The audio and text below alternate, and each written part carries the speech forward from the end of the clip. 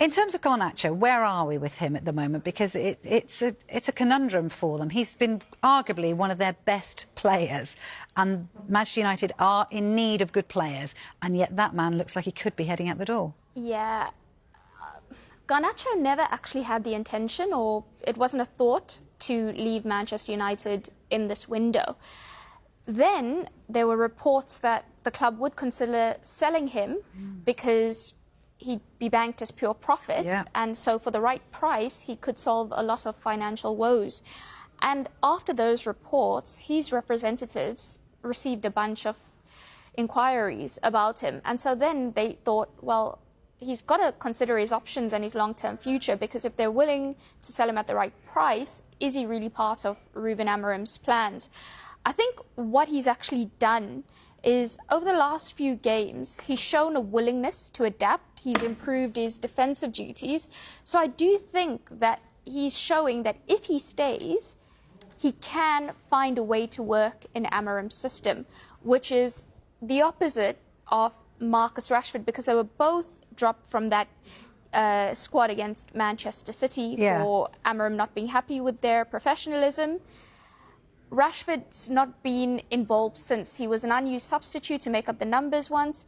But Garnacho, Amorim's happy with what he's seen from him and has included him and played him and has spoken quite highly of him. Napoli and Chelsea interested in him. Napoli haven't engaged United about him yet. Chelsea haven't engaged United about him yet. Napoli think he's too expensive, so are considering other options. It's one that could be decided quite late on in the window. It's interesting about his worth, because I know Paul Merson was sort of saying yesterday about what he felt Garnacho was worth in terms of millions. But what do you think of the situation of him possibly even going? Because, like I say, his statistics show that actually he's a really valuable player for them. Yes, it'd be interesting to see the justification, because here's the thing.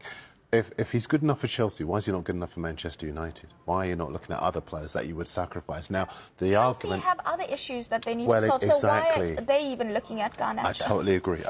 I think as far as Garnacho is concerned, £70 million, quite justifiably, United turned their noses up at Jared Branthwaite when Everton quoted him £70 million for that defender, and they've been vindicated on that.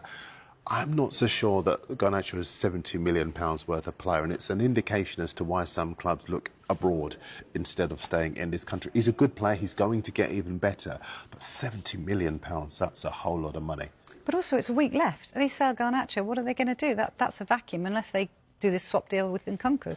And there's a really good piece by, I think it's Sam, who talks about the fact that they're going to leave themselves in a little bit of a conundrum up front if they were to surrender a player who could slot into the system Amorim's trying to play.